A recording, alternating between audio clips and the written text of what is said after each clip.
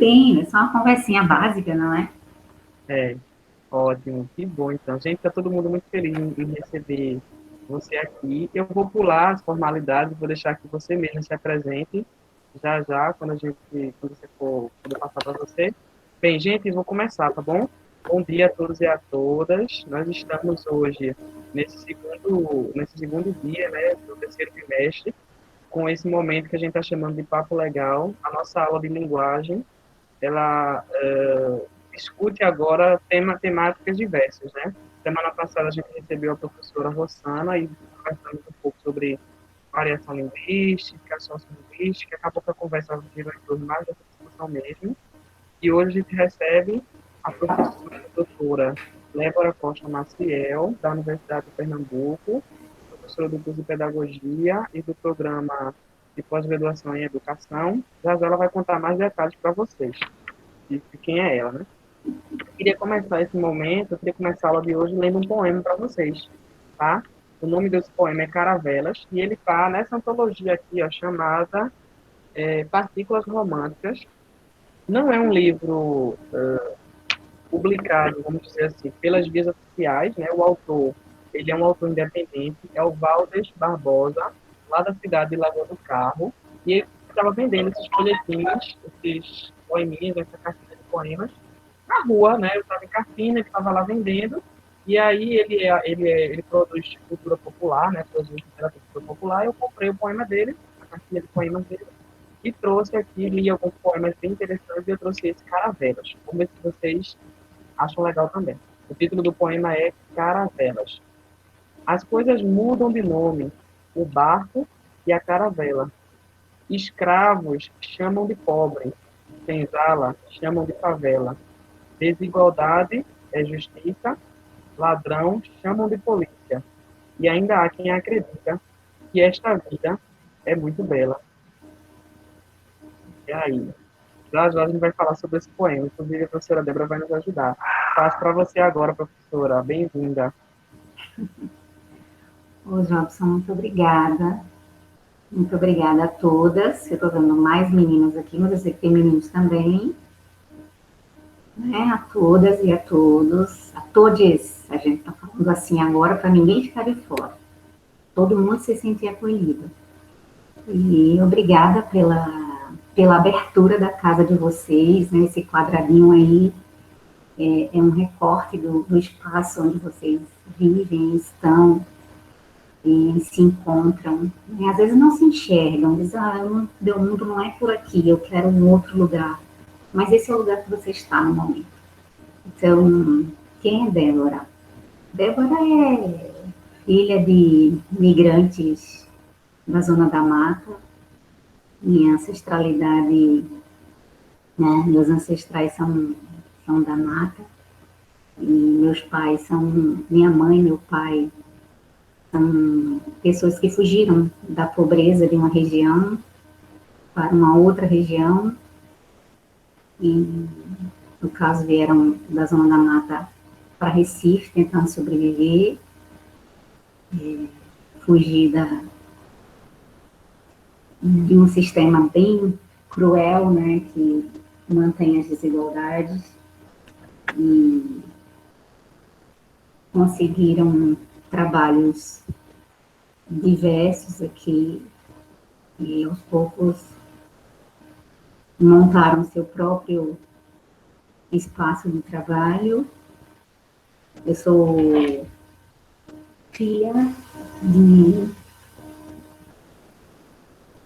de uma família que tem um casal de filhos. Eu e meu irmão. Esse irmão é especial e ele não está conosco já há aproximadamente uns 30 anos. Ele mora em outro espaço porque ele não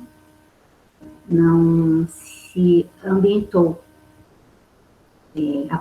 A chegada na adolescência trouxe muitas mudanças, então ele não vive conosco, ele vive em outro espaço. E o que mais que eu posso dizer? Sou hoje mãe, mulher, né, professora de profissão e como minhas alunas falam, alguns alunos também dizem que eu sou uma uma professora desconstruída, porque eu fico tentando pensar pensamentos e olhar para um mundo com menos naturalidade, digamos assim. Não naturalizar as desigualdades, não naturalizar as opressões, não naturalizar as, as indiferenças. Né? Eu sou uma moça não, uma mulher, uma senhora que é muito inquieta, digamos assim. E olhando vocês aqui nessa, nesse tubo, né? Está todo mundo entubado aqui, todo mundo dentro dessa caixinha. Me vejo de alguma forma, porque já passei por onde vocês estão, né? Eu vim de escola pública, muito, assim, boa parte da minha formação, todo o meu ensino médio foi na escola pública, e para chegar à universidade pública, quem vem da escola pública tem um desafio duplicado, né, ou triplicado, bem maior, porque na minha época não existia política, uma política de acolhimento às pessoas que vinham das escolas públicas, que vinham das escolas públicas. Então, eu concorri com todo mundo, mas sou uma sobrevivente. Falei tanto, né? Fala um pouquinho para a gente, Débora, sobre o que você estuda, né? Sobre qual tipo de diálogo, quais os diálogos que você faz na universidade. Então, dentro da universidade, eu, como aluna, no primeiro período, eu já me apaixonei pelas discussões voltadas ao que vocês demonstraram interesse, que é a questão da variação linguística. Primeiro período, estudando Marcos Banho, eu acho que Rossana falou para vocês isso. Eu achei assim o máximo, aquilo me interessou, talvez porque toque numa questão, a variação está ligada, tem uma ligação direta com as desigualdades também, com a desigualdade social. E talvez aquilo tenha me tocado no início. E aí eu segui a graduação toda e fui para o mestrado. E no mestrado eu fui discutir oralidade. Oralidade, digamos assim, é um guarda-chuva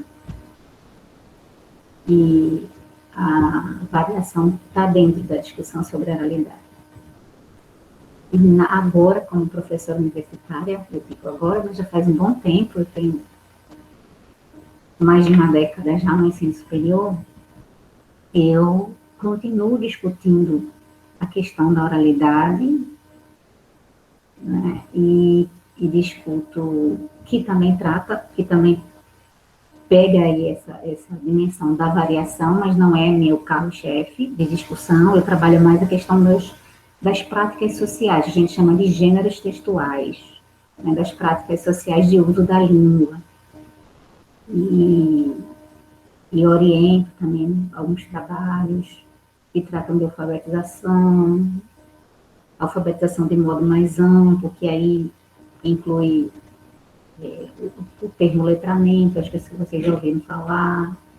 Enfim, estou tentando, Robson, não ser muito técnica, é meio difícil, porque a gente fica meio engessado, a universidade dá um engessamento, às vezes, para a gente, não consegue só falar com uma linguagem muito dura, e aí vocês me ajudem, tá bom? Podem ir perguntando aqui. Mas você, professora, Débora, minha gente, ela é uma professora que sempre está na escola, né? Sempre está dentro da escola, sempre está fazendo atividades de extensão com a gente, ela pede para a gente ir à escola, ela vai com a gente à escola, eu já vi uns registros de você lá no Dakota, aqui no Telecampo, né? Sim, fiz um trabalho de extensão, que a gente chama de extensão, é quando a universidade prepara projetos, ou pensa em projetos para serem vivenciados nas escolas, com as escolas.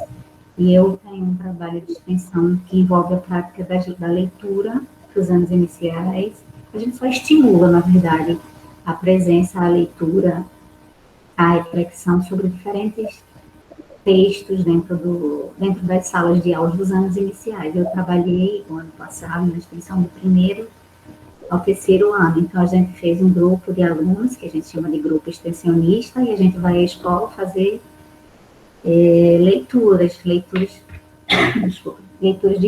com temáticas diversas também. A gente observou quais são os livros que tem na escola para trabalhar a partir deles, levar outros elementos.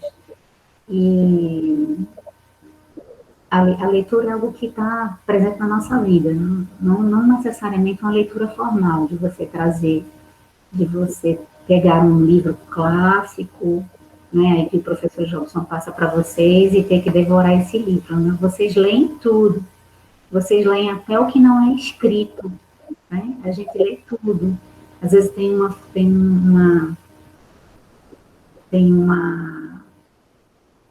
placa lá e você olha para ela, você pode até nem saber lê-la, mas o teu contato com ela já te faz fazer leituras. Né? Às vezes as realidades da vida também demandam uma leitura, então você lê tudo, né? Você lê o convencional, você lê o que não está convencionado para leitura. Então, a vida é ler, é um ato de leitura também, as leituras das nossas realidades. Por exemplo, eu estou fazendo várias leituras aqui de vocês, tanto vocês que estão mostrando o rosto para mim, quanto vocês que estão mostrando só o perfil, né? Tem aqui um desenho de um mascarado, com blusa preta, escrita Suprime. Eu digo, esse deve gostar de quadrinhos, ela é a Andréia, eu não sabia. Então, tem várias leituras possíveis. A gente olha e já vai lendo, isso é leitura também. E tem um autor que a gente trabalha com ele, que ele é pernambucano, inclusive muito renomado, digamos assim. Ele é reconhecido no Brasil e no mundo, no Brasil menos, mas no mundo muito mais, em outros países, que ele diz que a leitura começa antes da gente ler as palavras. Então, é um respeito pela valorização do que você sabe, da sua leitura particular, da sua leitura do mundo. E esse autor chama-se Freire, Paulo Freire, e eu penso que vocês já ouviram falar dele. Ele é uma figurinha muito presente na discussão sobre educação. Será que ele sabe? Será que vocês sabiam que Paulo Freire é pernambucano? Vocês sabiam que Paulo Freire era pernambucano, gente? Eu sabia. Já sabia? Você sabia, Davi? Sabia o que, Jobs? Você sabia que o Paulo Freire era pernambucano? Quem é pernambucano? Paulo Freire. Paulo Reis. Eu sabia por causa da minha mãe. Ela me Eu não disse sei isso. nem quem é, na verdade. Ah, a Eugênia, a tua mãe é professora? Ou o que ela sabe que o Paulo Freire é de Pernambuco? Ela foi para uma... como se fosse uma palestra que ele fez. Olha, dele? Que coisa maravilhosa. Sim. Então, Teve a honra de estar no mesmo espaço que Freire.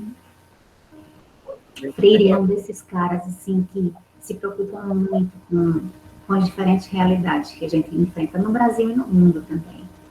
Então, ele tinha uma atenção muito especial com os jovens adultos e idosos também, porque ele via a situação em que as pessoas estavam, ele via o mercado de trabalho que abraçava uma população que não tinha direito à escola, ele via um modelo de escola que não chegava junto da realidade das pessoas, né, porque tratavam conteúdos muito longe, assim, tinham conteúdo escolar, mas o conteúdo escolar estava muito, mas muito distante do que as pessoas vivenciavam no seu dia a dia, então dos trabalhadores e trabalhadoras da cana, né, da cana-de-açúcar, eu digo, dos pedreiros. Ele começou a ter um olhar muito sensível e disse, peraí, essa educação, ela não está trazendo, primeiro não está aproveitando o que essas pessoas sabem. Isso me inquieta. Né? E depois é um modelo de educação que não faz com que as pessoas pensem na realidade. Elas reproduzem, copiam, aprendem a copiar muito bem, mas não são estimuladas a pensar. Não são estimuladas a serem críticas. E ele começou a trabalhar, que a gente chama de uma pedagogia freiriana, ele começou a pensar numa pedagogia que ele chama de pedagogia da libertação. Mas como assim, pedagogia da libertação? Sim, para libertar desse modelo de escola que não faz o que você pense, desse modelo de escola que não valoriza os teus saberes, desse modelo de educação que quer que você permaneça sempre ali, conformável e achando que tudo é normal, ou que tudo é só desígnio divino. Não, Deus quis assim. Então, se eu estou na miséria, Deus quis assim. Se eu não consigo entrar na universidade pública, Deus quis assim. E as inquietações de Freire vão no sentido de fazer com que a gente pense, peraí, não é assim. Não é uma realidade dada, é uma realidade construída. Essa desigualdade, ela não é uma desigualdade que é algo divino que estabelece uma desigualdade entre os homens e mulheres, né? A população, os sujeitos. Não. Isso é uma construção social. Então, se há essas estratificações, esse distanciamento entre classes e outras, entre essas pessoas que podem mais, porque têm mais riquezas e outros menos, isso não é algo que é um fenômeno divino, ou não, isso é uma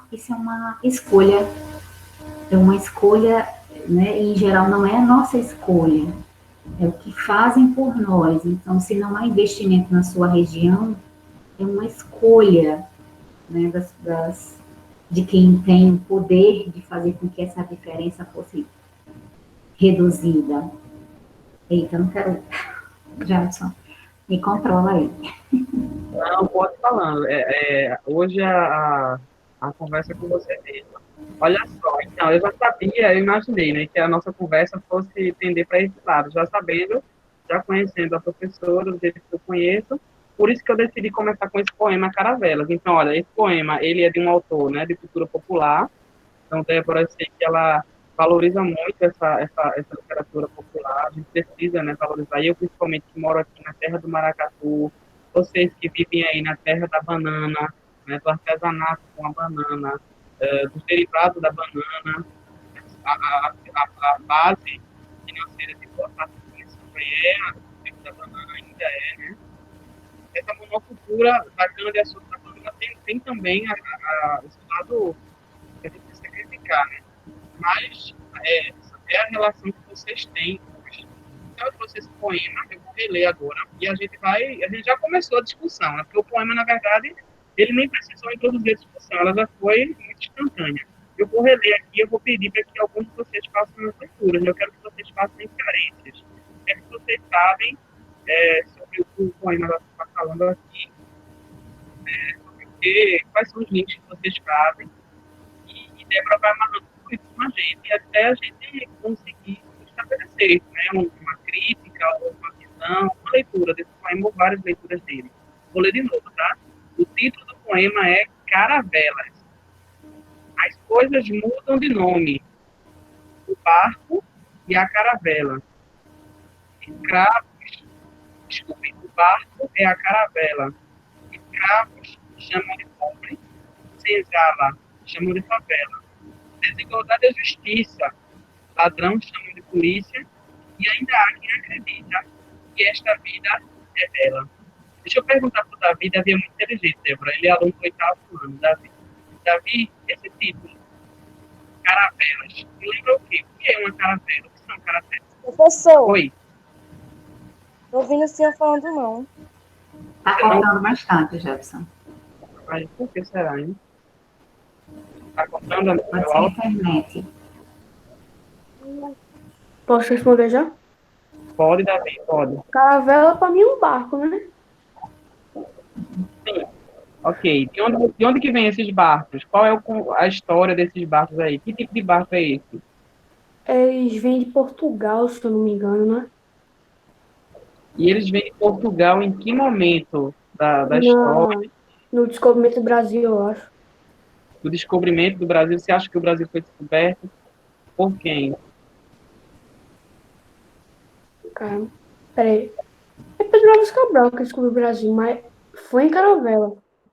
Ele veio nas caravelas, ok, ok. Vamos O continuar. nome Brasil, nas caravelas, tem até o símbolo de Santa Cruz, que foi um dos nomes do Brasil, se eu não me engano também. Uhum, ok. Aí o poema começa assim, ó. As coisas mudam de Vera Cruz, pronto, foi Vera Cruz. nome, Davi. Aí começa assim, ó, Davi. As coisas mudam de nome. O barco e a caravela. Escravos chamam de pobre, senzala chamam de favela. Desigualdade é justiça. Ladrão chamam de polícia e ainda há quem acredita que esta vida é muito bela. Karina, que leitura você fez aí, Karina, desse primeiro verso? O que a gente pode dizer, ó? As coisas mudam de nome, o barco é a caravela, escravos chamam de pobre. E aí, Karina? Será que a Karina tá me ouvindo? Karina? Não, Janiele. Acho que é Janiele teu nome mesmo, né? Janiele Emily, ou é o nome da conta.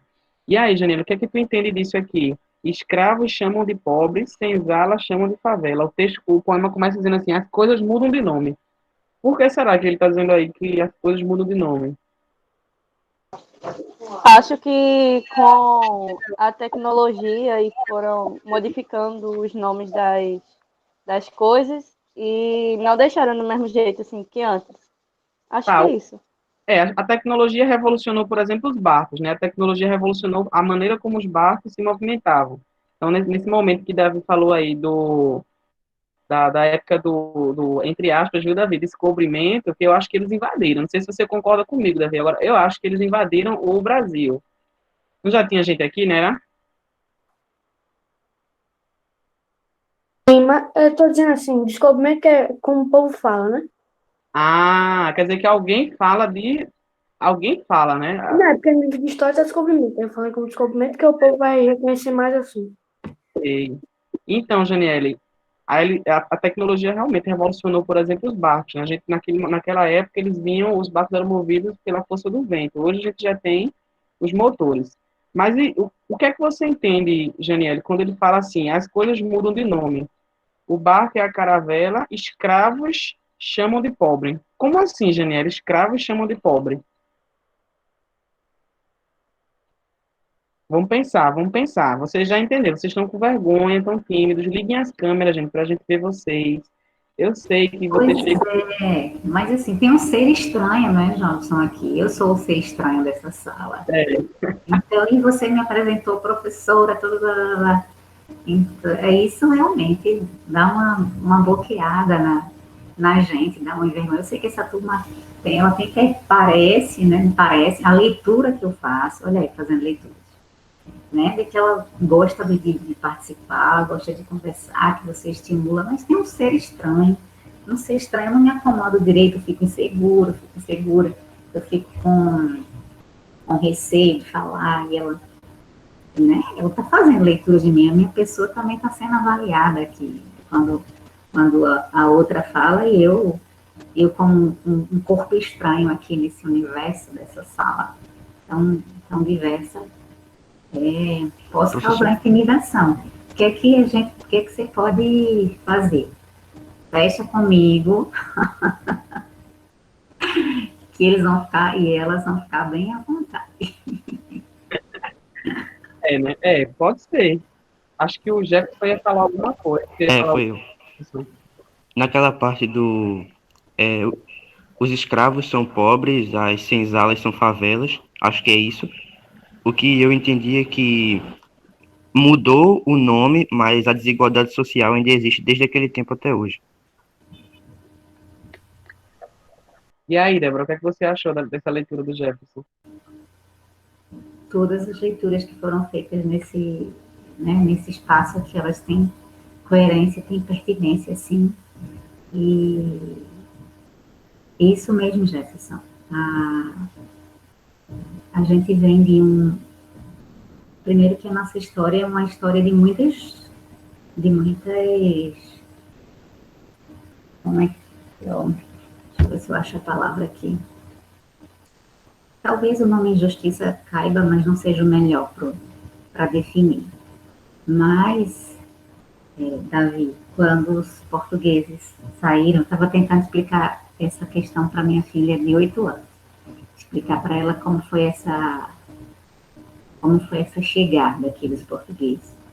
Quando a gente chega num lugar que já está ocupado, eu não posso dizer que ele é meu, porque ele já está ocupado.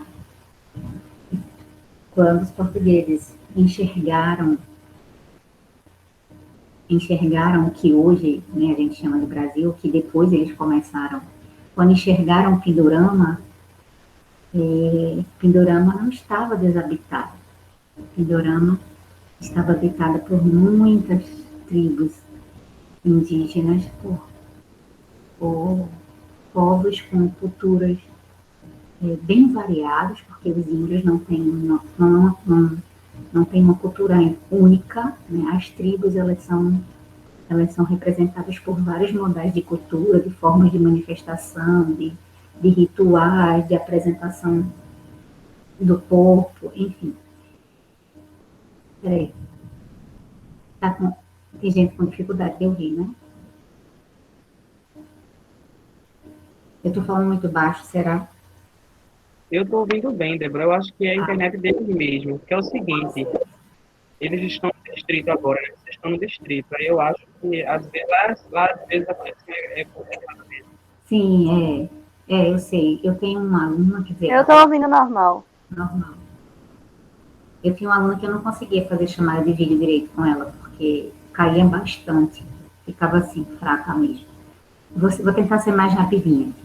Então, quando os portugueses chegaram aqui nas caravelas, né, que era a tecnologia do momento, e a Janiele falou em tecnologia, realmente era uma tecnologia, né? O que é tecnologia? Até a nossa caneta é uma tecnologia. A gente hoje pode até dizer, é muito rudimentar, né? Mas a gente já escreveu com outras coisas, já escreveu com pena, enfim, isso é uma evolução da pena. Vivemos lá as caravelas, e quando as caravelas chegaram aqui, em águas, né, no nosso hoje chamado Brasil, já tinham índios, índias, crianças. Então, muitos desses índios, crianças, bebês, adultos, velhos, enfim, foram mortos, foram seduzidos, cooptados, foram expulsos da sua terra, para que esses invasores dissessem, proclamassem ao mundo, porque eles tinham grana, né? Tinham poder, então eles marcaram ou demarcaram aquele espaço ali, aquele território como deles, mas na verdade não era deles, eles estavam roubando a terra do outro, né? A terra dos nossos índios. Então, assim, quem são os nossos ancestrais? Os índios. Claro que muitas outras populações chegaram aqui, mas os nossos povos originários são nossos índios, povos originários de nossa terra. E eu vou dizer, a partir disso, assim, tem outros elementos, né, outros marcos de tempo que a gente poderia dizer, olha, como aqui as desigualdades se demarcam mais. Então, a chegada, por exemplo, da população escravizada, a gente não pode dizer que são escravos, ninguém nasce escravo. Nasce e é escravizado, então a população africana, né, parte dela veio para cá também como mão de obra escravizada, e a dita libertação dos escravos é uma falsa libertação, porque não se liberta alguém e deixa ele, é como se sua mãe dissesse assim, pronto, você não quer fazer o que você quer, então saia de casa. Agora não leve suas roupas e eu não vou dar nenhuma mesada, você vai viver por conta própria. Então esse foi o estilo de libertação bem aspirada dos escravizados brasileiros. Te vira, não joga no mundo. E como é que essas pessoas iam viver? De que forma? Daí a gente tem mais um repertório de desigualdades, que se hoje a gente vive nesses fossos que Jefferson falou, né? nessa escravidão moderna que a gente chama trabalho análogo ao escravo, ou a gente pode entrar em outras discussões aqui, mas a gente vive nesse sistema tão cruel, em especial para a classe pobre, que em sua maioria é negra, né, ou de descendência. Isso tem uma explicação que vai lá do nosso passado, lá atrás, na forma como fomos explorados, porque imagina, você explorar um país, não é nem país, né, mas você explorar terras com uma biodiversidade incrível, riquíssimo em ouro, riquíssimo em madeiras nobres, e você dizer que tudo isso que foi localizado aqui vai para outro país. E foi isso que fizeram com a gente. Então, nosso ouro ia para Portugal, nossa madeira nobre ia para Portugal, e o que não já estava? Para você pensar assim, que a nossa história de desigualdade, ela vem lá de trás, né? Vem dos nossos antepassados. E isso, vocês estão certíssimos nessa leitura do poema lido pelo artista popular, que ele sente na pele. Em geral, quando a gente escreve esses textos, né, é muito fruto do que a gente vive ou do nossa inclinação, nossa sensibilidade. Eu não sou negra, mas eu tenho uma afinidade muito grande com a luta negra, a luta, né, pela identidade, pela cultura, pelo respeito, pela valorização do negro, do índio, e assim, isso me humaniza também, quando eu busco, quando eu me aproximo, quando eu acolho a causa, e quando eu milito também, quando eu digo, peraí, a gente precisa refletir sobre essa questão. Eu não vou achar que é natural, por exemplo, uma queimada na Amazônia. Eu não vou achar que é natural uma queimada no Pantanal. Eu vou sempre pensar assim, o que é que querem? Olha, outra leitura possível. O que é que estão querendo com isso? Né? Onde é que está a população mais vulnerável? Onde é que estão os nossos índios? O que querem fazer com as terras que restam ainda para os nossos índios e índias? A gente sempre fica pensando assim. São essas leituras que a gente chama de leitura crítica. E não é ler para criticar, mas é ler e pensar, peraí, mas o que estão querendo mesmo? Porque nada é por acaso, absolutamente nada. Até fazerem você pensar, por exemplo, que tudo é uma questão, mas isso é sobrenatural, tudo é uma questão divina, até isso não é neutro, né? E você tem que ter cuidado para não achar que tudo é assim mesmo, tudo está dado. Não, tudo é construído. Estamos onde estamos por construções sociais. Tá, pessoal? Falei demais, Gelson. Me corta e me policie. Eu tô adorando. Olha um livro que eu trouxe. Eu acho que a Rossana mostrou ali para vocês. É o preconceito linguístico, né? Olha aí, do artigo. Esse livro. Quando a gente voltar, eu vou trabalhar com ele também com vocês. Vou levar muito profundo dele. Valeria. Ô, professora, coloque mais pra frente da câmera. Coloco. Marco direito, aí, preconceito linguístico, Marco Antônio. Essa aqui é uma versão mais atual dele. Eu tinha também uma versão bem fininha. Agora ficou um livro, ó. Maravilhoso. Leio em 2 dias. Olha a lombada. A gente chama isso aqui de lombada do livro. Olha a lombada dele. Ele era metade disso aqui. Aí o autor revisou e agora ele está ampliado. Preciso ler essa versão, que a outra eu li umas 2 vezes. Essa aqui eu não consegui ler ainda. Mas maravilhoso. Sabe o livro para conversar com a gente? Porque assim, eu adoro livros que conversam comigo. E eu converso com ele também. Assim, quando eu começo a conversar com um livro, que ele conversa comigo, eu converso com ele, eita, o papo eu fico até sem sono também. Faço como a colega falou aí, consumo em 2 dias. Olha só, eu estou adorando essa conversa com Débora, gente, porque é justamente disso que o poema trata, né? Algumas pessoas estão entendendo, outras não. A Andréa, por exemplo, falou falou assim em relação ao assunto. Eu não estou entendendo muito bem. Então, gente, para ficar mais claro agora, né, vamos deixar a conversa bem de um jeitinho que vocês vão entender. Nós estamos falando, gente, sobre ler o mundo de forma crítica. A gente está falando aqui, a gente está lendo um poema e a partir desse poema a gente está tirando várias interpretações. Tá? Na escola, porque na escola, às vezes, a gente faz umas leituras tão mecânicas, né? A gente fica estudando, lendo aqueles textos, só para responder questões, para fazer provas da EB, e às vezes a gente esquece de fazer uma leitura humana. A gente precisa ler para refletir, para pensar nas coisas da vida.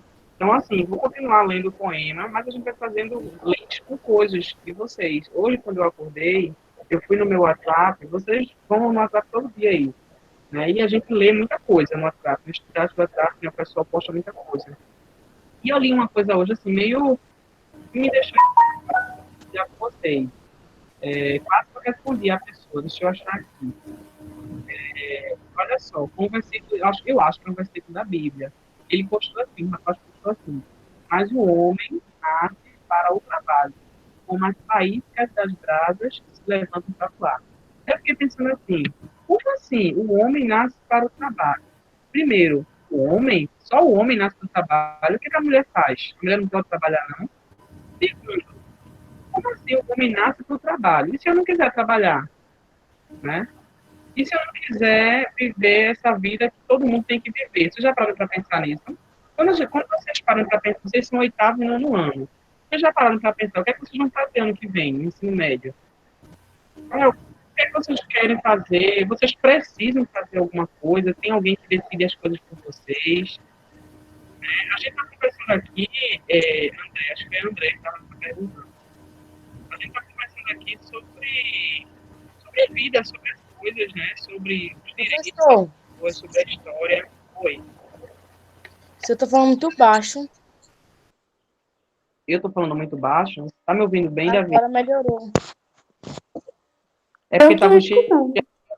Eu acho que era do teu áudio, Débora. Tava um barulhinho aí, acho que o ventilador ligado, não sei. Aí acho que foi por conta disso. Então, mas a gente está conversando justamente sobre isso, gente, tá? Então, a interpretação do Jefferson e do Davi são exatamente isso. Quando a gente diz assim, que as coisas mudam de nome, o barco é a caravela, escravo chama de pobre, a gente está dizendo o seguinte, Jefferson, é exatamente isso que você disse, a Janiele também.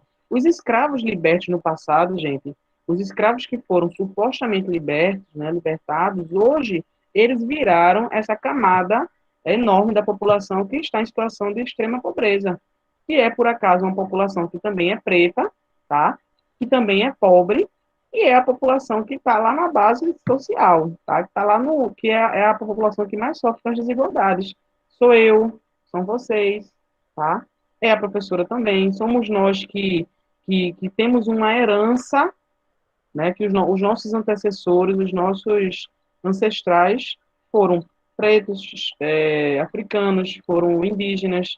Então, a gente está falando sobre isso, o poema fala sobre isso, então as coisas mudaram de nome. Então, assim, quando você anda na rua e você vê uma pessoa deitada na rua, dormindo na rua, quando você vê o que a gente chama de mendigo, né? Eu não gosto muito de dizer isso, eu acho que é um ser humano. É uma pessoa que está lá abandonada pela sociedade, abandonada não só pelo Estado, pelo governo, não está abandonada só pela prefeitura, não, viu? Essa pessoa está abandonada também por mim e por você, que viu aquela pessoa, passou direto e não fez nada para ajudar. Todos nós, numa sociedade, no mundo, temos responsabilidades. Quando uma pessoa mata alguém, ou quando uma pessoa morre, é responsabilidade de todos nós. A violência é responsabilidade de todos nós. O que é que eu tenho feito para o mundo ser um mundo melhor? O que é que você, como aluno do oitavo ano, do nono ano, tem feito para o mundo ser um lugar melhor para se viver? Você tem compartilhado na internet posts de violência, posts de ódio, posts que ofendem as pessoas, ou você tem compartilhado informação, tem compartilhado palavras que incitam o respeito, que incitam o amor? E aí, o que é que você tem feito? Às vezes eu vejo assim umas coisas na escola que me assustam. Eu vejo vídeo de gente brigando, né? Vídeo de crianças brigando, de adolescentes brigando, e às vezes a gente acha isso divertido, né? A gente tá falando disso, a gente está questionando aqui tudo e todos, tá? A gente está questionando todo mundo.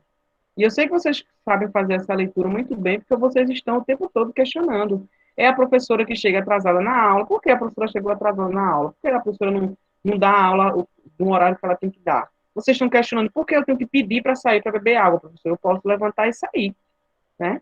Vocês estão questionando o tempo todo por que a escola não deixa a gente entrar depois do horário. Se eu moro longe, se eu venho do sítio, por que a escola obriga a gente a usar jeans num distrito e num país tropical quente pra caramba? Por quê? Vocês já pararam para pensar isso?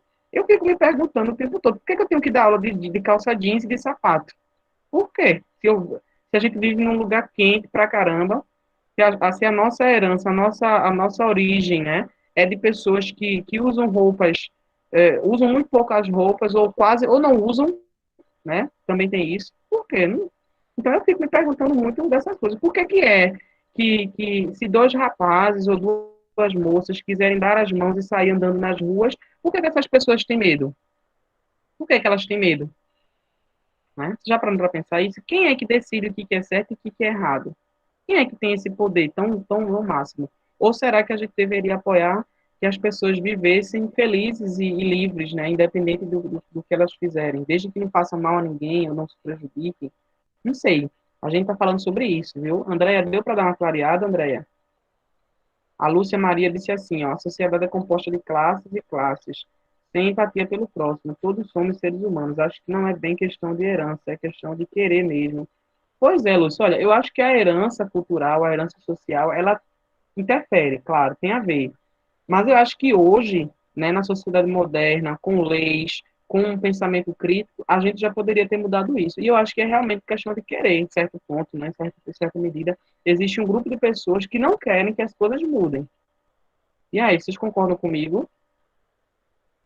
Andréa Fernanda. Eu sei que teu nome não é Andréa Fernanda, porque é o nome da conta que você entrou. Mas como é o teu nome, abre teu microfone, diz como é o teu nome para eu lembrar e fala o que é que você está achando. Mirela, meu nome é Mirela. Mirela, desculpa, Mirela. Então, e aí, Mirela, você concorda com a gente? É assim mesmo? Você acha que tem pessoas que não estão querendo que as coisas mudem? Concordo. E você acha que essa situação de desigualdade no mundo, no país, aí onde você mora, em Borracha, você vê, tem desigualdade? Murupé. Murupé, desculpa.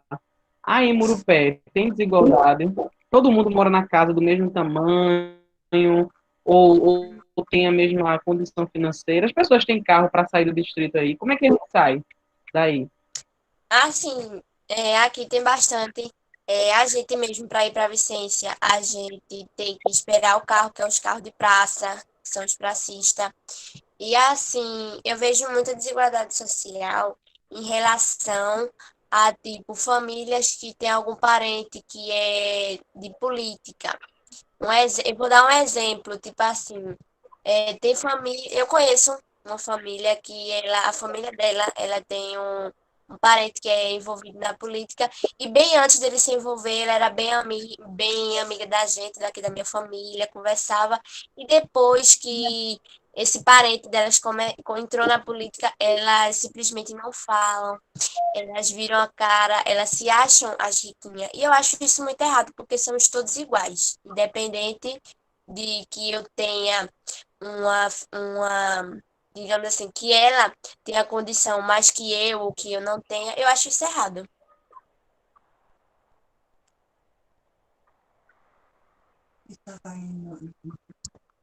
Olha que curioso, né? Deixa eu terminar o poema para a gente a leitura, para a gente continuar essa discussão. É uma horinha só, viu, gente? A gente começou às 10, assim, até 11 horas a gente finaliza. Desigualdade é justiça. Presta, presta atenção na frase, viu, gente? Nas sentenças. Desigualdade é justiça. Não tem gente que fala que contra as cotas, né? Vocês sabem o que são cotas, não sabem? Vocês sabem o que são cotas, gente? Oi, Sim. vocês sabem o que são cotas? Falem aqui no chat. Se vocês quiserem falar, podem falar aqui no chat. Lúcia Maria fez assim, fala sobre racismo, professor. A gente já está entrando mais especificamente nesse assunto. Desigualdade é justiça. Ladrão chamam de polícia. E ainda há quem acredita que esta vida é muito bela. Essa pessoa que escreveu esse poema, ela tem, ou ele tem um olhar meio triste, né, melancólico sobre o mundo, sobre a vida, porque ele disse assim, e esta vida, e ainda tem gente que acredita que esta vida é muito bela. Por que será que ele colocou aqui desigualdade e a justiça? O que será que significa dizer que desigualdade é justiça? E aí, gente?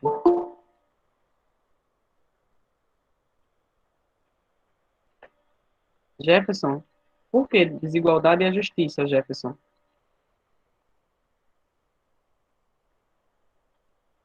Ana Carolina, por que desigualdade e a justiça, Ana Carolina?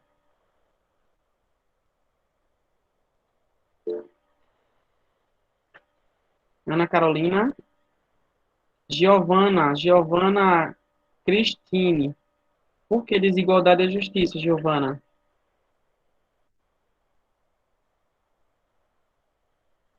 Vocês não estão me ouvindo, saíram para ir ao banheiro rapidinho. Eu acho que é bem complexa essa Mas essa parte, né? Que porque ele está falando o tempo todo dessas trocas, dessas confusões aí, né? Porque se desigualdade é justiça para quem? Né? De que justiça? Tinha caído de novo a internet, professor. De que justiça estamos falando, né? Se desigualdade é justiça, mas o que é que provoca a desigualdade? Então, talvez a gente olhando como dizer assim, sabe o prato de papa quente que você começa a comer, dizem assim, como pelas beiradas, o prato de papa quente. Então, é a mesma coisa essa questão que você está trazendo aí. Pelas beiradinhas, assim, por que a desigualdade é justiça? Mas o que é que provoca a desigualdade? Por que somos desiguais? Aí vem um monte de perguntas, assim, uma chuva de perguntas para a gente, assim, o que ele está chamando de justiça? Que tipo de desigualdade? Que tipo de desigualdade? É social? Né? É política? Porque, assim, somos todos iguais do ponto de vista da lei, mas temos nossas diferenças. Essas nossas diferenças é sinônimo de desigualdade? Ser diferente é ser desigual? A gente já vem para outro ponto.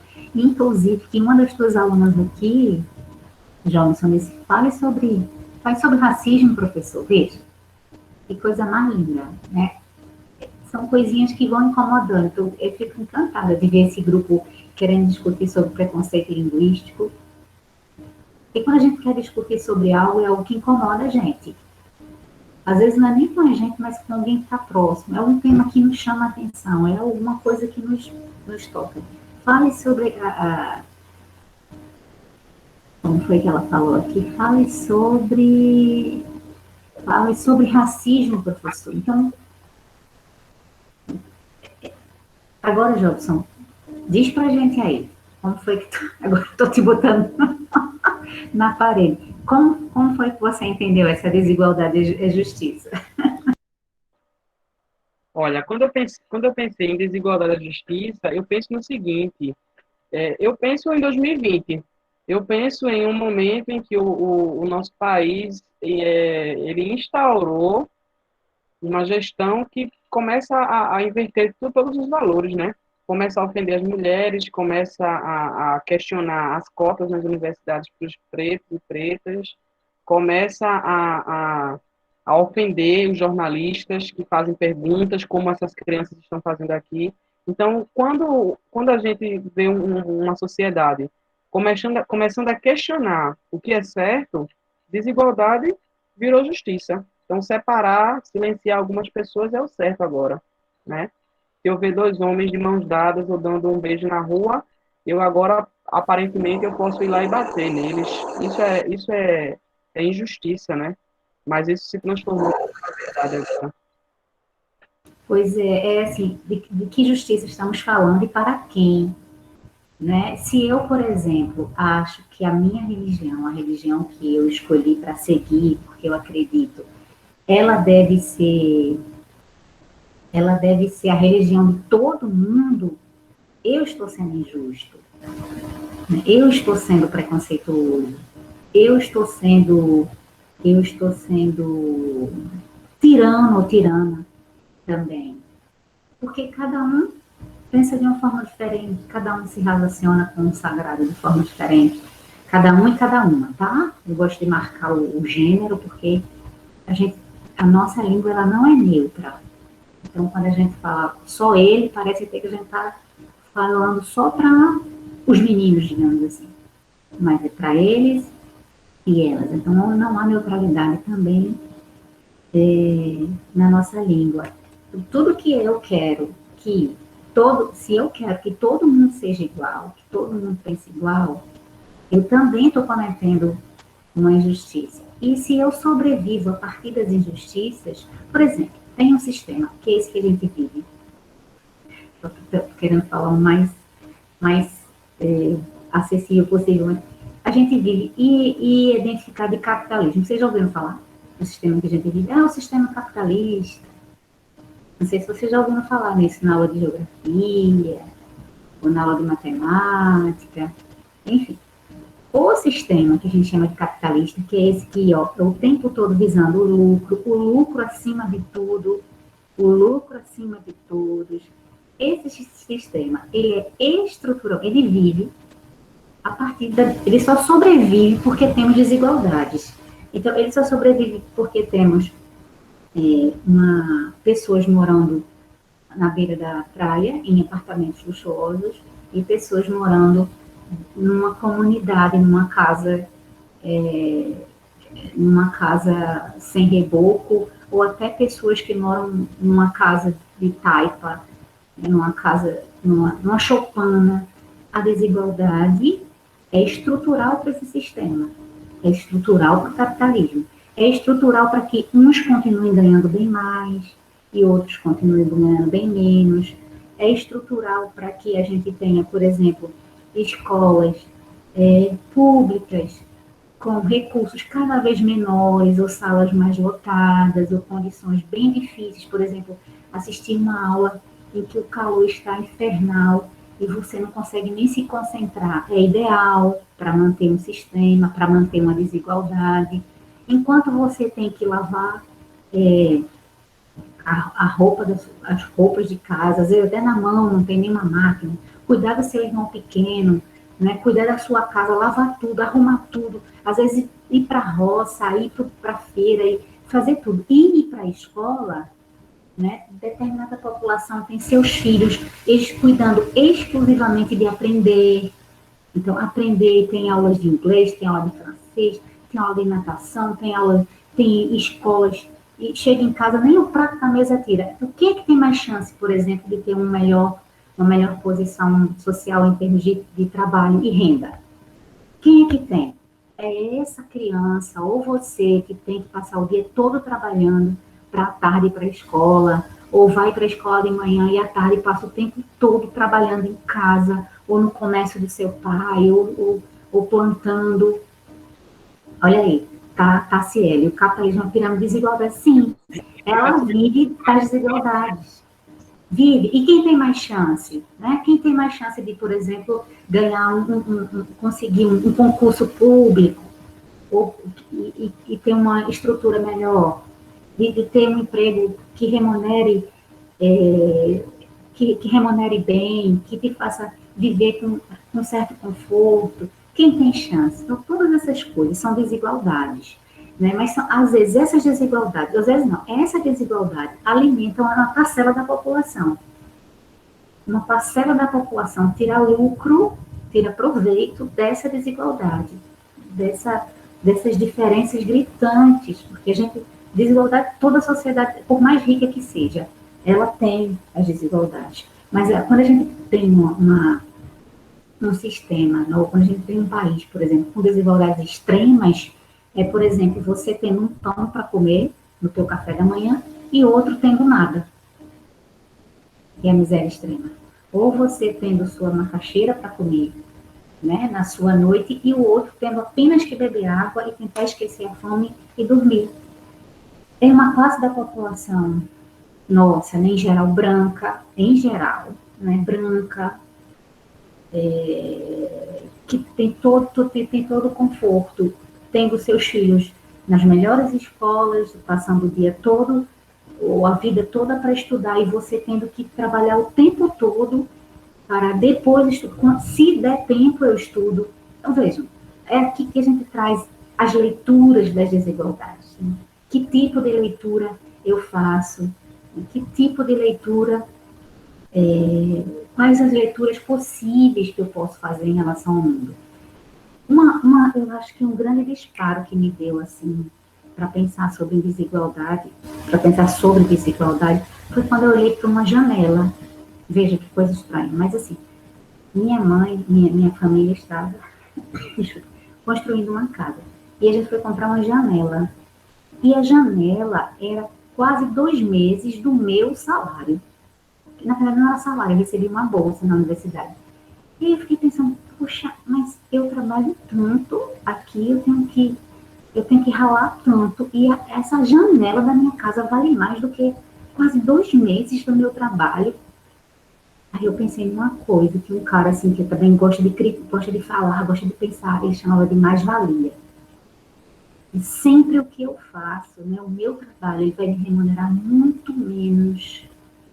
Isso também para manter desigualdades. Não é, Jobson? Isso mesmo. A gente que estuda, que mora e que trabalha lá em Borracha, que é o distrito, por exemplo, né, que eu estou na escola que eu estou, a gente vê a desigualdade de perto. Né? Ainda que seja um dos distritos mais desenvolvidos da região aí, vocês do nono ano, por exemplo, presenciaram. Um dos nossos colegas do nono ano precisou, né, praticamente abandonar os estudos porque foi trabalhar em algum lugar, né? Então, quer dizer, eu fico pensando assim, essa pessoa, né, esse adolescente, ele deveria, na verdade, estar se dedicando aos estudos, a uma formação básica completa, nesse momento, deveria estar se divertindo, né, deveria estar experimentando tudo que um adolescente tem direito, né, paquerando, tendo suas primeiras experiências emocionais, afetivas, né, estudando, se divertindo, que é isso que um adolescente tem que fazer, aprendendo também a ter responsabilidade, mas infelizmente precisou ir entrar já no mundo do trabalho, assim, sem nenhum direito de escuta ou de espera, enfim. Então, eu fico muito triste quando eu ouço isso, e eu preciso discutir isso com vocês, gente. Eu trago esse tipo de temática para a gente falar aqui, porque vocês têm que abrir os olhos e perceber isso acontecendo ao redor de vocês, tá? Às vezes o vizinho do lado passa por uma situação como essa que você não percebe. E a gente não pode, né? Nós que somos meninos e meninas que estamos nessa base da pirâmide social, a gente precisa abrir os olhos para isso, para lutar contra isso. E eu, particularmente, enquanto profissional, enquanto professor, eu luto contra isso, ajudando vocês a compreenderem essa situação. Minha função é essa. Então, eu estou aqui, preparei esse momento, trouxe uma professora da universidade para conversar com vocês. Estou fazendo vocês aqui fazerem comentários que eu nunca pensei que vocês pudessem fazer. Olha só, eu estou subestimando vocês. Olha que coisa, né, feia. Eu subestimei até vocês, mas saiu aqui frases que eu nem imaginava que vocês pensavam dessa forma. Então, saiu aqui, ó, o capitalismo é uma pirâmide de desigualdade, a Tassiane falou. Graças a Deus, estabilidade emocional. Enfim, tem comentários aqui que eu estou achando, falo sobre racismo, a Lúcia falou assim, se desigualdade é justiça, os homens que provocam a desigualdade. Então, se referem aos homens, se referem aos homens e suas justiças, entre aspas. Né? Então, quer dizer, então, eu sei que vocês já estão percebendo isso. Essa própria reunião aqui, que só tem 20 pessoas, já é a presença clara da desigualdade. Porque só a nossa turma tem mais de 30 estudantes. E aqui ainda tem alunos de outras escolas, de outros nonos anos que eu convidei para vir, mas só tem 20 pessoas. Por quê? Porque tem gente que não tem acesso à internet, que não tem um celular. Tem gente que está nessa reunião, Débora, assistindo a reunião, tem 2 pessoas na mesma conta, assim, de frente para o mesmo celular, porque só um dos irmãos na casa tem telefone. Então, isso já é desigualdade, gente. Inclusão digital, todo mundo deveria poder ter um telefone, todo mundo deveria ter recursos para poder estudar nesse momento que a gente não está podendo se ver presencialmente. Então, isso já é a desigualdade na nossa cara, né? Então, assim, essas situações me indignam, a gente precisa se indignar com isso, a gente precisa se revoltar contra isso, a gente não pode aceitar essas situações, a gente não pode aceitar que um outro adolescente, na mesma idade que a gente, tenha todas as oportunidades e a gente não, porque existe alguém que acredita que outra pessoa é superior mesmo e que é a vida, é a sociedade, é o destino. Tem gente que diz isso, né? Ah, é assim mesmo, são as coisas da vida, você nasceu assim, vai morrer assim. Não, a gente não pode aceitar isso. Eu não aceitei a minha realidade social. Eu estudei numa escola pública igual a vocês, tá? Estudei no Dom Mota, aqui em Nazaré da Mata, estudei numa escola do estado, no Marcel Monteiro, 10 anos, e eu não me conformei com isso, não. Tem colegas de turma que estudaram comigo, que hoje foram para funções mais comuns na sociedade, e tudo bem também, né? Eles estão cumprindo, estão, de certa forma, fazendo o seu papel, estão, de certa forma, sobrevivendo, assim como eu também estou, mas eu decidi quebrar, romper as barreiras, e onde eu chego, eu percebo que eu rompo, porque sempre que eu chego no lugar, você já deve ter percebido, e na escola a gente tem conflito o tempo todo nas nossas interações, o tempo todo a gente tem conflito, Débora, porque a gente fala muito sobre religião, a gente fala muito sobre orientação sexual, sobre identidade de gênero, e são temas que, para vocês, por exemplo, que vivem aí no distrito, são temas que não chegaram ainda da maneira que tem que chegar. Chegaram porque é inerente ao ser humano. A diversidade é inerente, em todo lugar ela está. Mas não chegaram ainda do jeito que tem que chegar, né? Com a informação, com a orientação correta, né? Sobre respeito, sobre o que é diversidade. Mas a gente chega, né? E aí chegou eu também, chegou um professor que começa a falar sobre isso na sala de aula. E aí choca os pais de vocês, choca a comunidade, choca alguns de vocês. Vocês não, nem tanto, porque vocês são jovens, né, são adolescentes, então para a gente que está experimentando essa etapa da vida, essas questões são mais tranquilas de lidar, para a gente isso é mais comum. Mas para as pessoas que viveram uma infância ou uma adolescência de repressão, de opressão, em que elas não podiam ser elas mesmas, né, é difícil ainda lidar com isso. Enfim, então é tanta coisa, né, que a gente tem para conversar. Eu gostei muito desse momento. Eu acho que eu mudaria o final desse poema. Ele fala assim: e ainda há quem acredita que esta vida é muito bela. Eu só mudaria esse finalzinho porque, claro, o eu lírico desse poema aqui, ele questionou, né, a vida, claro. Para ele, a vida não pareceu ser muito bela. Já vou pensar o contrário. Eu acho que a vida é bela, sim. Acho que viver é bonito, é bom, eu gosto de viver, embora às vezes eu queira morrer, e eu sei que vocês também às vezes querem, né, quando os pais de vocês às vezes dão uma bronca ou falam umas coisas assim que para vocês parecem meio absurdo. Eu sei que vocês querem sumir, querem mudar de família, mas às vezes eu quero morrer, às vezes eu quero viver, mas eu gosto de viver. Eu acho a vida é uma experiência muito interessante. Eu não sei o que vem depois. Também só quero descobrir quando eu chegar lá, tá? Eu não tenho muitas hipóteses não sobre o que vem depois da vida não, dessa vida, né? Mas é isso, né? Eu acho que a gente precisa conversar, a gente tem que conversar, entendeu? Se a gente não conversa, a gente não consegue ir solidificando as ideias não consegue construir aquilo que a gente realmente acredita. Já deu 11 horas. Já deu. Eu sei que a professora Débora tem um outro compromisso agora de 11, mas já pedi uns 10 minutos. Já avisei aqui pelo celular. Eu quero agradecer muito a oportunidade de falar. Eu acho que eu falei muito, escutei pouco. Esse momento aqui também, acho que se estivéssemos em sala de aula, presencial, a gente estaria num debate gostoso, né? Muito mais acirrado. Quero agradecer muito a Jobson o convite. Semana passada eu fiquei com muita dor de cabeça. Na sequência, eu tenho enxaqueca, então às vezes, quando dispara, assim, eu passo 2, 3 dias, 5 dias com dor de cabeça, e coincidiu.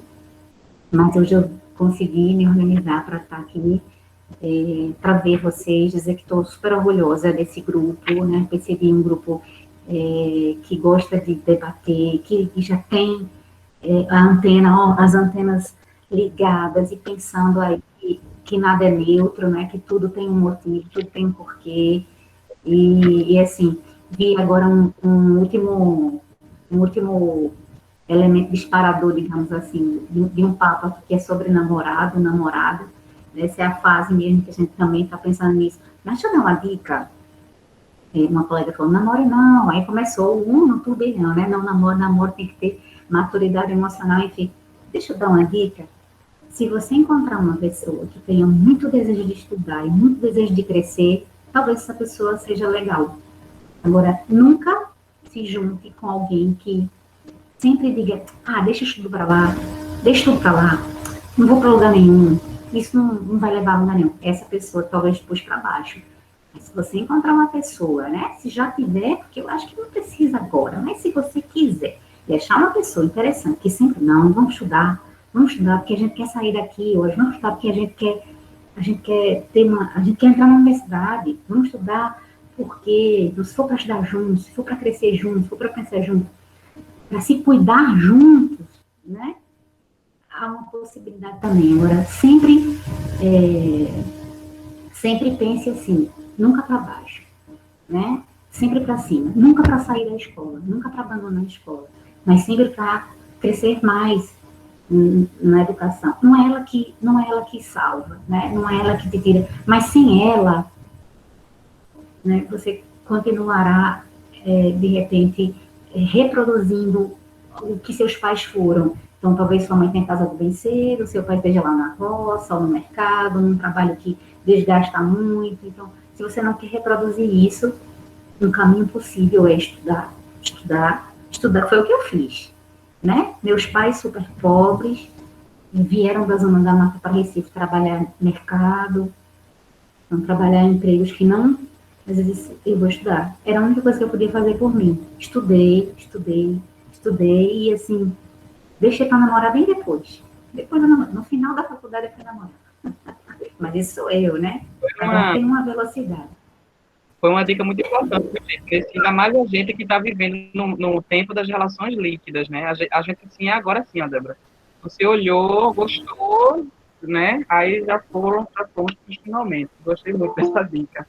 Gente, antes de você ir, Débora, eu queria, né, em nome da escola, agradecer. A nossa coordenadora, André, ela está aqui, a coordenadora da escola, ela também queria te agradecer, tá? Porque é importante, né, ouvi-la, principalmente ela, que é a pessoa que aqui nessa escola, Débora, me apoia em tudo. Você vê que uma discussão desse nível, não é, infelizmente, né, não é uma discussão tão comum nas escolas, mesmo nas escolas públicas, infelizmente. Então, é muito bom ter esse apoio da gestão da escola. Andréa, essa é a Débora, a professora da Universidade de Pernambuco. Débora, essa é a Andréa, nossa coordenadora. Prazer. Ô, André, muito prazer, que coisa boa. Fico feliz porque você é uma educadora, é uma professora educadora. É mais que uma professora de profissão, é uma educadora. Porque só uma educadora que se abre para discutir temas tão diversos e tão importantes, né, relevantes na vida desses sujeitos aí que estão em processo formativo, e a gente tem uma responsabilidade tão grande para, de repente, né, daqui a alguns anos, vê-los em uma universidade, ou vê-los em um contexto, né, que valorize o ser, que valorize esse sujeito aí que está no mundo. Muito obrigada. Assim, eu gostaria de dizer logo bom dia. Para a gente, daqui de José Rufino, Vicência, Borracha, né, é um prazer ter com a gente, professora Débora. E, assim, entrei e fiquei quietinha lá no meu cantinho, escutando essa discussão, um tema tão, assim, né, significativo. Né? A gente vê um grupo de adolescentes trabalhando com um tema como esse. Enquanto o Jobson falava, aí eu me reportava à minha época, quando estudava aqui também. Esse era um dos temas, meu Deus, que a gente nem sonhava em discutir, né? Estava longe da gente essa discussão. Estava longe da gente poder participar, tendo uma professora da universidade junto com a gente, né? Então, é como eu estava dizendo a Jobson ontem, é tudo muito novo, né? Tudo muito diferente, tudo muito bacana, tudo muito legal, ver esse intercâmbio, universidade, borracha, escolas de docência, e tudo partindo da ideia de um professor. Mais uma vez, Jobson, agradecer a você por essa iniciativa, pelo trabalho, trabalhando uma temática que saiu do aluno, não é? Então, isso é muito, muito prazeroso para a gente. E dizer assim que eu estou assim muito, muito feliz com tudo que está acontecendo aqui na José Rufino. Fico fora de mim. Muito, muito, muito obrigada por tudo. E assim é um momento muito especial. É isso que eu queria dizer. Débora, muito obrigado, viu, professora? Eu sei que você está aí já abraçadinha para ir para suas atividades, e obrigado mesmo, de coração. Eu é que agradeço e me coloco à disposição. Eu tenho uma agenda muito maluca, porque quando a universidade, ela não é ela não é suave, né? Ela tem um bombardeio de demandas para a gente, muita coisa para a gente fazer, mas a gente pode marcar um outro momento para conversar sobre um tema mais específico, um conteúdo específico. Eu posso preparar uma aula para a gente discutir. Eu estou sempre à disposição, se precisarem de mim para conversar sobre coisas de universidade, né, coisas da vida, né, esse negócio de namoro aí, a gente conversa também. Eu tenho, inclusive, filha pequena que, claro, eu não converso ainda há 8 anos, mas já estou me preparando para conversar sobre, né, e gravo muito, assim, uma frase que minha tia disse. Eu era adolescente ainda, ela disse assim, tenha relacionamentos com pessoas que têm ambição intelectual. Ambição intelectual é querer mais, querer aprender mais. E é isso que eu quero que vocês tenham, esse desejo de aprender mais, né, de conhecer mais. E aí a gente vai vivendo com menos ingenuidade, sabe? Achando que não é por acaso, não. Tudo tem uma explicação. Obrigada, Andréia. Obrigada, Jobson. Valeu mesmo. Gostei muito de estar com vocês aqui nessa horinha. Passa rápido. Estou à disposição. Não saiu não. Tchau, Débora. Obrigada. Tchau. Vou saindo, tá? Bom. Obrigada. Valeu, Andréia. Tchau, tchau, gente. Obrigada, senhora. Então, gente, para dar continuidade a esse momento, infelizmente, depois eu falo para a Débora, só para a gente fechar, tá? Enquanto a gente estava aqui discutindo, né, essas questões todas, eu recebi aqui uma coisa que eu estou ansiosíssimo para receber há muito tempo. Eu vou compartilhar com vocês. Quem é aluno da José Rufino já leu com uma certa exclusividade, né? Acabou de chegar aqui para mim, ó, o meu livro, aliás, o meu livro não, né? Um livro, uma antologia de contos em que eu escrevi um conto. Tá vendo? Dá para ver o nomezinho da capa? Lá, o penúltimo capítulo é de minha autoria. Tem um conto meu aqui. Depois eu vou escanear esse material, vou encaminhar para vocês para a gente trabalhar com ele mais à frente, tá? Bem legal esse livro aqui, estou muito contente. Fiquei besta agora que chegou. Quando a gente vê ele material, né, na sua mão, você se perde até. Gente, mais uma vez, muito obrigado por essa reunião, por esse momento. Senti falta de muita gente, tá? Acho que a gente poderia ter mais gente aqui, mas para se viver nessa situação que nós estamos vivendo, né, eu vou me eximir um pouco das cobranças, né? Tá todo mundo sendo tão cobrado às vezes também, vamos pegar um pouquinho menos no pé. Semana passada a professora Rosana deixou uma atividade, a gente trabalhar com as variedades linguísticas. Eu vou deixar vocês livres para compartilharem as variedades linguísticas que vocês localizaram no chat, lá no WhatsApp, do intercâmbio entre as escolas, tá bom? Aí lá vocês podem gravar áudios, podem mandar fotos das atividades, das palavras que vocês encontraram, das variedades, e lá vocês mesmos vão fazer uma discussão, tá bom? Vou deixar vocês livres agora, não sei se a André quer passar algum aviso. Não, Jobson, eu só queria dizer que hoje o turno a sala do 8º ano terá aula de artes. Só esse lembrete, 8º ano, aula de artes, depois eu coloco no grupo o horário. Viu? Pronto, André. Então, aula de arte no 8º ano, à tarde, né, André? O horário vai dizer, mas é à tarde. Sim, à tarde. Pronto. Alguém disse aí, estou com fome, tio. Mas já de 8 e 11 horas, eu e André planejou a aula mais cedo, justamente para evitar esse povo com muito cedo, André. Ok. Quais são as outras escolas que está hoje? Eu estou vendo umas carinhas diferentes. Sim, verdade. Antes da gente fechar aqui, deixa eu agradecer a participação da escola Eural, que é lá de Murupé, da escola Maria José Monteiro, que é de Vicência mesmo, né? Mas é perto da usina. Queria agradecer também a José Rufino, que é a escola sede dessa atividade. Também temos alunos aqui do Luiz Maranhão. Falei que convidei o pessoal do Luiz Maranhão. Até então, eu só adicionei o Luiz Maranhão. Tem alguma escola que eu não mencionei, gente? Se tiver, viu? Escreva aqui no chat, ou pode ligar o microfone e dizer. Acho que não. É a Maria José Monteiro, Luiz Maranhão e a Eural mesmo, viu, Andréia? É um povo bonito, né? Isso aí. Tassiele, eita, Tassiele, como é bonita. Coisa boa. Gente, muito obrigado mais uma vez. Foi um prazer conhecer vocês das duas escolas, né?